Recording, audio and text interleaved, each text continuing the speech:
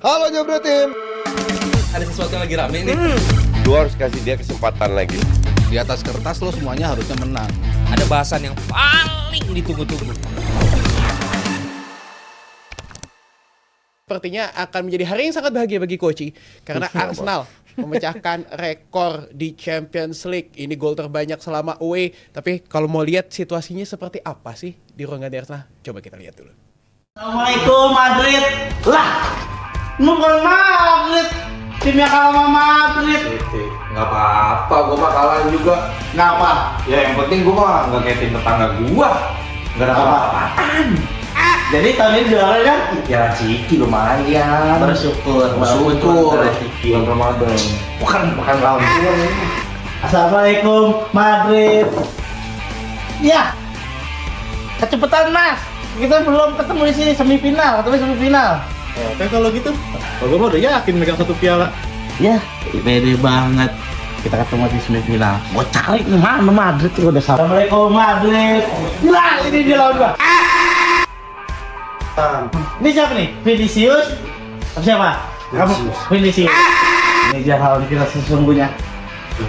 Selamat datang di UCL. Lo bakalan ngerasain sejatinya permainan sepak bola. Andai, lihat. Buset, ditongolin. Kita nggak punya. Boleh sombong dah. Ya, ampun Bang Vinicius. Anak minggir. Aing mau lewat. Kelakar abrar. Ini gimana coach? Kalau fans Arsenal yang kayak gini, kira-kira harus diapain coach? Ya menang oke, menang banjir gol. Tapi coba lo komenin dulu coach nih. Abrar tadi gimana Gue coach? gak setuju statementnya Fai bilang gue happy banget. Biasa aja.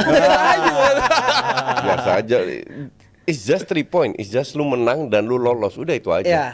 Dan kan masih jauh. Dan lu akan Perjalanan masih ketemu jauh, ya either ATM atau Real kan. Itu different cake. Tapi mungkin untuk pemain Arsenal lebih booster percaya lah, diri coach. lah. Iya. Ya. Confident. Itu aja mood booster aja. Cuman sekarang lu harus tunjukkan di next match ketemu MU. Bisa nggak? Menang coach.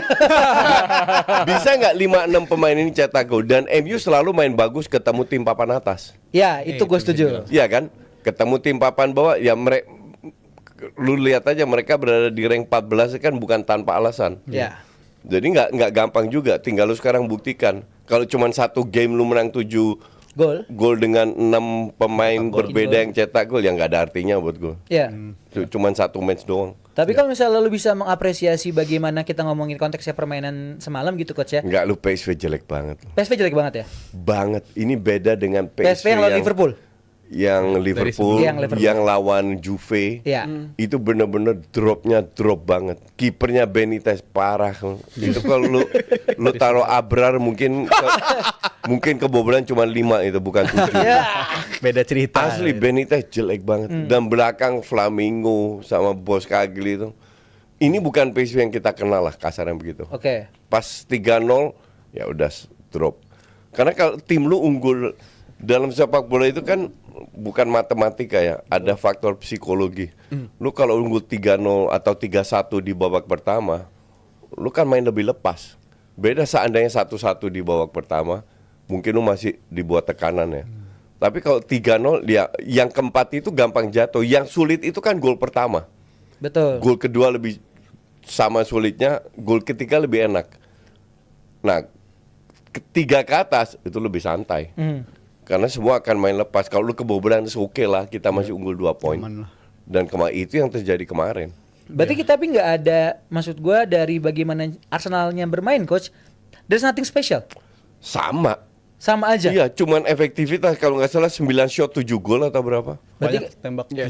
tembakannya Iya kan? lumayan. Ya maksud Enggak. gue efektif lah. Enggak, PSV itu lagi jelek, asli. Itu kalau kipernya Onana aja. Mungkin beda ya. Nahan mungkin ya 4 Nahan gol bisa lah. 3 gol bisa ditahan kalau Onana itu. Tapi unggulnya 1-8 gitu bisa juga tuh ya. Enggak, tadi kalau tahan 3 berarti 4-1 lah, tetap 4-1 kalah ya, juga. tetap kalah juga. Ya, tetap kalah. Iya. Emang kalah kualitas. Iya. Arsenal main bagus dan didukung oleh ya keberuntungan dari sisi efektivitas. Oke. Timber bisa heading bola atas. Timber itu sama Noah Lang tingginya sama loh, 179. tapi dia bisa satu kepala di atas Noalang. Tapi kalau gue ngelihat gimana pemain-pemain Arsenal tuh kalau ada set piece satu bola yang ya di Lob. crossing gitu coach, di lob coach, itu menurut gue itu udah skema loh coach. Maksudnya ketika itu lawan Spurs tuh yang Gabriel bikin gol. Memang Gue inget tuh. MU. MU gitu. Betul, itu memang skema. Tapi sekarang gue tanya, 5 match, 6 match, 7 match terakhir, berapa kali Arsenal cetak Oke. gol dari corner? Zero. Udah hilang dari corner. Zero. Udah cukup Jadi lo harus cari plan B, plan C, dan itu nggak ada. Belum kelihatan sampai ya Bukan di belum match kelihatan, malam ya? nggak ada. Karena sekali lagi, this is just one match. Bahwa lu set piece corner atau ya kok corner berhasil is okay, is good, ngerti nggak? Tapi 6-7 match, 8 match terakhir kan nggak ada gol lagi dari Dari set piece lah gitu ya. dari corner kick. Corner kick. Jadi apakah sistem lu berhasil? Nggak juga.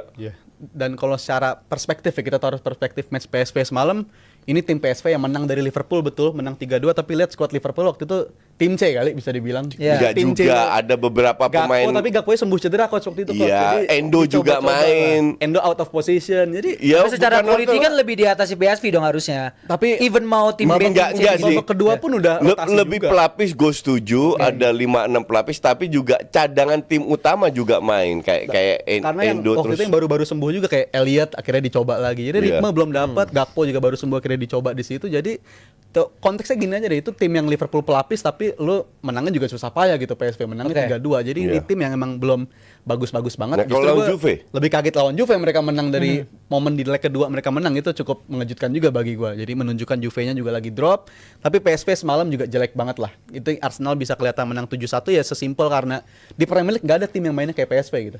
Nggak ada tim yang mainnya Dan terbuka. seberani PSV, nggak ada. Gue menurut bikin gua. review untuk member gue bilang Apa coach? PSV tahun ini jelek banget. Yep. Mereka sampai Desember rank 1. Iya. Turun-turun rank 2. Yang rank 1 Ajax. Ajax mainnya jelek, but they win their game. Jelek banget Ajax mainnya. Sampai semua komentator marah-marah ini menghilangkan DNA Ajax. Tapi kalau mereka rank 1. Mainnya gimana sih coach? Mungkin ada yang nggak nonton Eredivisie. Ajax tuh mainnya Ya jelek itu gimana? Bukan sesuai DNA. Oportunis. oke. Bukan organisasi yang rapi gitu, enggak, jelek. Tapi mereka rank 1, artinya PSV menurun. Utrecht itu 200 tahun yang lalu bisa curi poin di PSV. 200 tahun. Kemarin 1-1 loh. 2-2. Oke. Di Eindhoven. Itu amazing. Sebelum match ini 2 kali kalah lawan Go Ahead Eagles di KNVB Baker di Eredivisie. 2 kali kalah beruntun lawan Go Ahead Eagles. Oke. Oke, artinya PSV ini memang lagi menurun.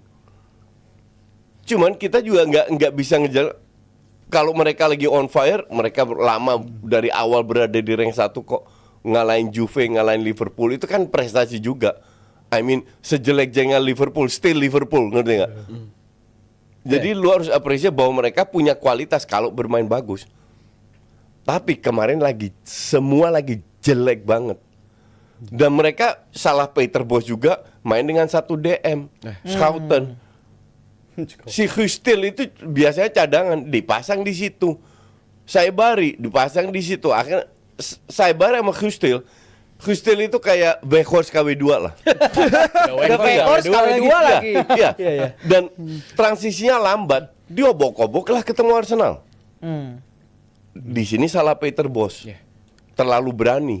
Iya. Dan ini menurut gua Arsenalnya mirip kayak yang dia 2 musim lalu, yang musim 22-23 kan, mana Yang mana tuh? lawan tuh belum ada yang main tertutup kayak 2 musim terakhir lawan Arsenal lah. Jadi masih ngeladenin, jadi Arsenalnya bisa nge-create chance Iya. yang cukup enak Iya. gitu. Odegaardnya juga main cukup nyaman, dan tadi malam salah satu pemain terbaik menurut gua Odegaard, which is gua udah lama banget nggak ngeliat Odegaard mainnya kayak begini. Bukan dari gitu. sisi gol ya. Bukan dari sisi gol, Iya, tapi iya. dari segi dia keterlibatan dia gitu. Betul, Odegaard, setuju. gua baru lihat lagi nih kayaknya di tahun ini dia main kayak begitu, dia dapat space, dia enak banget mainnya dan lebih direct, itu kan yang dinanti-nantikan dari Odegaard gitu. Itu Ketika lawan dua West Ham, golnya hilang juga. Odegaard, kalau kiper beneran kan nggak boleh masuk. tetap masuk tapi Ya itu kan nggak boleh masuk. tapi at least inisiatif dia nembak udah ada lagi. iya, Coach. Sebelumnya kan dia hilangnya lama ya, banget. karena itu. dikasih ruang.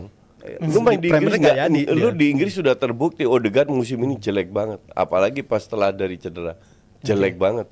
Karena nggak dapat space. Kemarin begitu banyak space. Berarti lo kalau misalnya ngelihatnya Arteta juga di permainan Arsenal lawan PSV semalam pun tidak ada yang ada yang berbeda gitu Jal ya. Ya udah tetap yang kayak Arsenal yang biasanya aja gitu. Caranya Arsenal emang begini. Oke. Idealnya cara mereka untuk menang ya sebenarnya kayak gini. Apa yang diinginkan Arteta ini udah pernah kelihatan sebelumnya dia main kayak begini, dan para pemain semuanya keterlibatan golnya itu udah terjadi semua. Dan ini menurut gue yang menarik, minggu lalu kalau nggak salah Athletic juga baru ngerilis artikel tuh. Arsenal tuh butuh striker atau butuh goal scorer. Dan menurut gue kalau untuk jawaban tadi malam Itu udah 2 tahun gue bilang. kan perbedaannya itu coach, striker apa goal scorer. Dan untuk tadi malam gue menurut gue sama mereka aja. lahir Pokoknya semua. orang yang bisa cetak gol. Arsenal nggak punya itu. Berarti at least pemain-pemain yang bisa nge-cover peluang jadi gol tuh Arsenal kan hilangnya di situ. Ya. Sesuatu yang sebenarnya mereka milikin di musim lalu. Di Lu musim cek lalu mereka deh punya gitu. dari top skor di IPL. Nggak kelihatan sih. Yang dari Arsenal itu rank berapa? Kalah sama Wood. Tapi di papan tengah Arsenal semua. Karena semua bisa cetak gol. Padat di situ, padatnya di situ tuh. Padatnya di situ. Dan yang mengkhawatirkan sih sebenarnya tadi ya udah sempat kita bahas soal segi gol dari set piece yang udah agak menghilang gitu. Kalau kita ngeliat di paruh musim pertama, berapa banyak pertandingan tuh Arsenal menangnya ditentukan sama set piece. Iya. Lawan Spurs menangnya 1-0, lahirnya dari corner doang. Lawan Lawan MU menang MU yang 2-0. akhir tahun kemarin ya. Iya, 2-0 tuh golnya dari set piece doang. Jadi bisa kita bayangkan kalau aspek set piece udah hilang, Berarti ada yang susah dirubah bagi dong. mereka. Skemanya ada yang dirubah dong. Enggak ada. That's the point. Oh, Oke. Mampetnya di situ mereka. Poin sekarang kritiknya itu. di situ, nggak Oke. dirubah. Oh. Set piece-nya kalau berapa match terakhir nggak berjalan, nggak dirubah juga. Gue lebih suka lihat set piece-nya Liverpool. Corner Ngasih yang ke bawah ke yang Luis Diaz ke umpan datar tengah, gitu ya. salah shooting walaupun golnya deflect, tapi set Itu piece-nya skema, lebih bagus. Skema, ya. Itulah yang namanya surprising element dalam sepak bola. Itu di Arsenal udah nggak ada lagi. Jadi Tapi kalau- ya monoton aja gitu Iya, ya. tapi kalau gue ngeliat kemarin sebenarnya ada satu hal yang cukup menarik. Sebenarnya ada surprise yang tercipta. Calafiori dengan finishingnya yang gue bilang Striker banget deh. ternyata kayak striker nih. Ala Tapi striker. jadi seru nih untuk perbincangan. Emang gue sudah bilang beberapa match, kalau nggak salah di sini juga, harusnya yang main di striker itu Calafiori. Bukan Mikel Merino, coach. Bukan Merino. Dan ini Karena dia serius. juga kuat dengan bola atas. Pada saat lu ketemu tim parkir bis, lu pompa aja bola itu ke depan.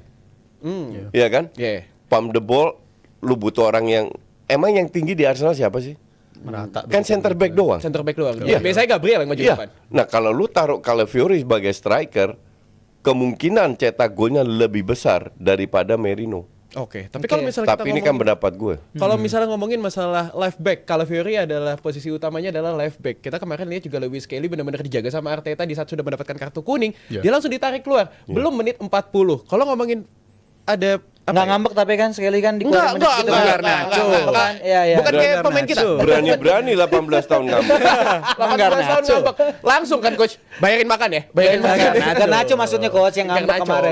Ganti ngambek. Tapi kalau ngomongin persaingan di left back, Lewis Kelly dan juga Calafiori, kira-kira siapa yang akan memenangkan posisi left back nih? Apalagi untuk menghadapi MU coach. Tergantung sistemnya. Pelatih itu cari left back atau wing back yang lebih bagus menyerang atau bertahan. Kalau buat yang cocok buat Arsenal, yang mana coach menurut lo? Untuk wingbacknya lebih cocok yang bertahan Dengan atau yang tidak adanya menyerang? striker ya? Calafiori. Calafiori. Calafiori. Oke. Insting. Tapi defense-nya itu jelek Calafiori. Makanya lu butuh apa sekarang? Tapi kalau ada Skelly ini kan lebih ke assist. Calafiori bisa cetak gol. Oke. Jadi kalau sistem Arsenal yang menyerang itu lebih cocok Calafiori Oke.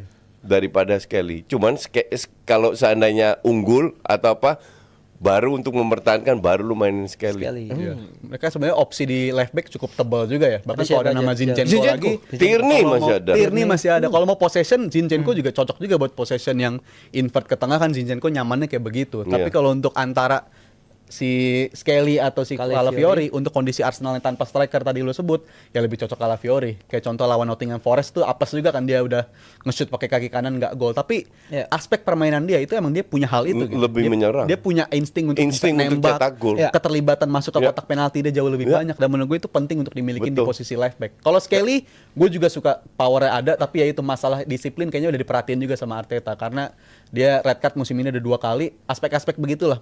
Itu menurut bagus kemarin tuh ditarik di menit 35. gue. Untuk hindarin dia dan Bukan itu untuk udah kasih terjadi shock juga. effect.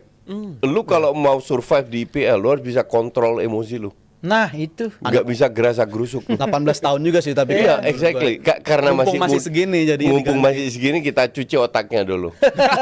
Menit Biar bisa 35 benar tarik. gitu. Iya. Iya. Karena di otaknya dia kelihatan kayak dia lagi tinggi mungkin belakangan ya. Yang lawan City dia selebrasi provokasi banget dan menurut gue ya anak 18 tahun begitulah. Dia masih ngerasa sesuatunya tuh. Iya, dia mau ngelakuin, makanya dia ditarik di menunjukin. menit 35 itu bagus. Nah, shock terapi buat ini dia. Sekarang kan tergantung responnya dia kayak apa.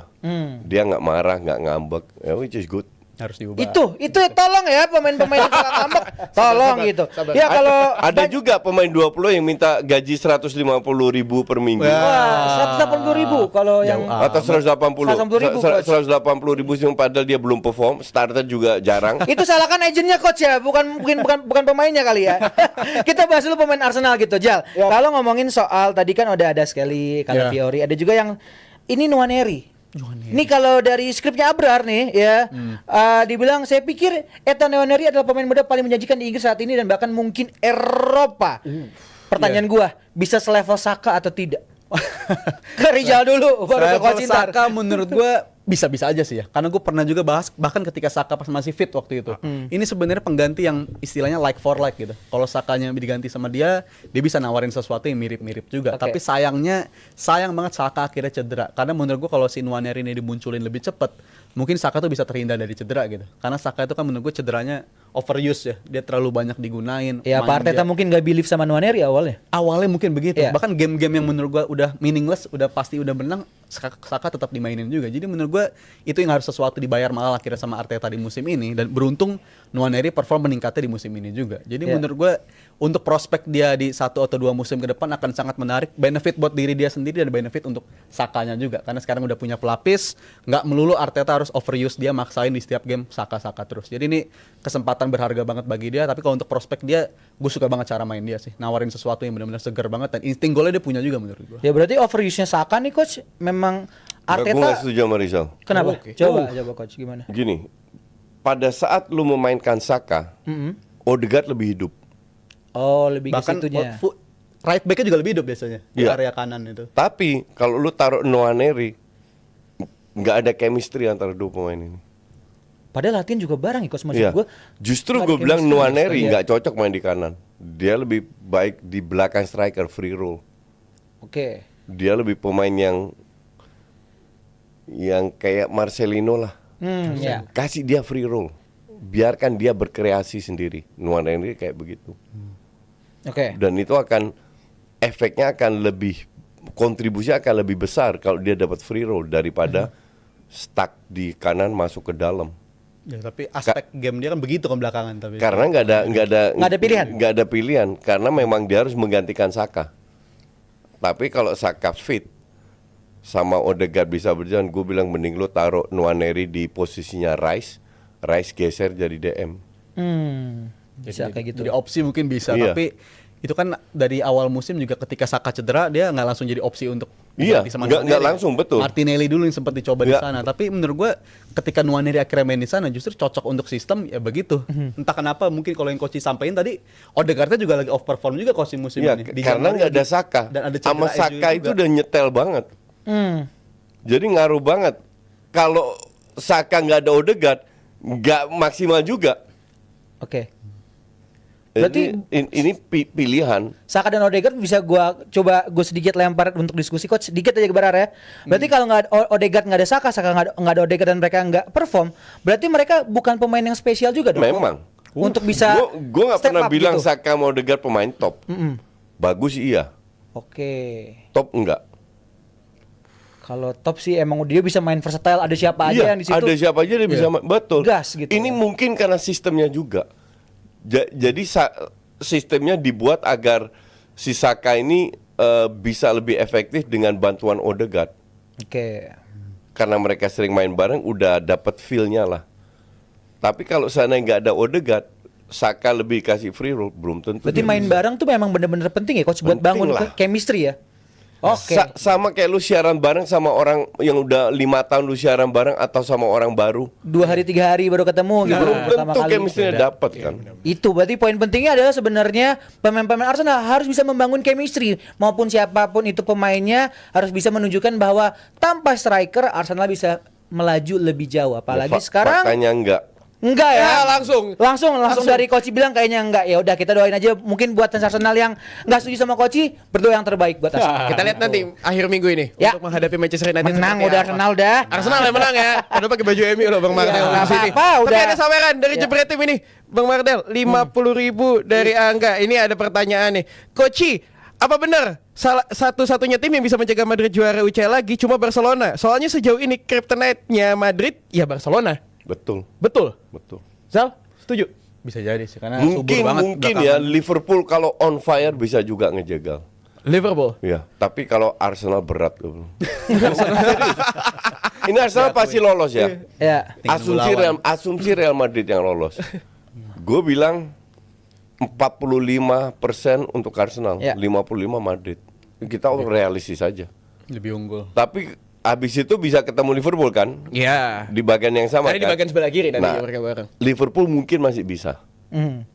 Tapi kalau dibilang secara overall dari sisi permainan, ya yang fix ya Barcelona. Barcelona. Udah terbukti juga kan Barcelona Ya. ketemu Madrid selalu menangnya dominan banget dan Ya. menurut gua Banyak Barcelona gol. dan Liverpool faktor ini. Ya ada satu lagi saweran dari Egy Siapa? 50.000. Liverpool versus PSG leg 1 bakal seru nggak? Akan kita bahas Pas setelah ini, namun sebelum kita membahas Aston Villa yang kemarin sepertinya sempat getar sebenarnya di 70 sampai 80 menit tapi akhirnya ada 2 gol di penghujung laga yang membuat udah akhirnya mantan. dia bisa unggul 3-1.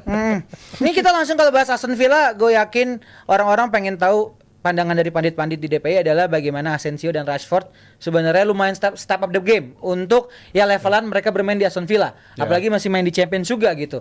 Rashford main di Champion deh. Iya, Rashford main di Champion. Gue agak Lucu ya? tumben ya ngelihatnya itu Pecep Starball ya, bukan yang Europa League. Nah, lo ngelihatnya kalau Asensio dan Rashford ini sepertinya ya Unai Emery ya. Unai. Tuh, Unai. Bisa ngebangun chemistry antara pemain ini. Rashford emang belum bikin gol. Yup, Iya kan? Tapi bagaimana dia assist, bagaimana dia perform untuk bisa kontribusi lah. Iya. Cukup oke lah. Ya, Iya. lo ngelihatnya Asensio. Untuk kontribusi si Asensio emang oke banget sejak dia datang, bahkan jumlah gol dia udah menyamai waktu dia bersama di PSG kurang lebih 1,5 tahun itu. Jadi emang performa dia meningkat banget dan jadi angin segar banget lah bagi Aston Villa di musim ini ya. Tapi kalau lu lihat secara konteks keseluruhan, sejak mereka datang nih Aston Villa juga belum berubah yang bagus-bagus banget. sempat kalah juga kan kemarin. Rank 10 loh Arsenal. Iya. Rank 10 dan menang sekali dalam berapa periode loh. Iya. Dalam periode 7 atau 8 game baru menang Dalam sekali sebulan. lawan Chelsea ya. Lawan Chelsea. Chelsea mereka menang, Asensio juga yang golin. Jadi kalau dibilang ini dua pemain ini bisa ngasilin impact yang bagus banget di liga, gue harus bilang belum sama sekali. Belum. Karena masih Belum kesulitan. bagus banget, mungkin sudah oke lah, ada progres lah gitu. Progres iya, tapi kalau untuk bisa ngubah itu menjadi konversi ke poin itu masih kesulitan. Tapi kalau untuk di cup competition,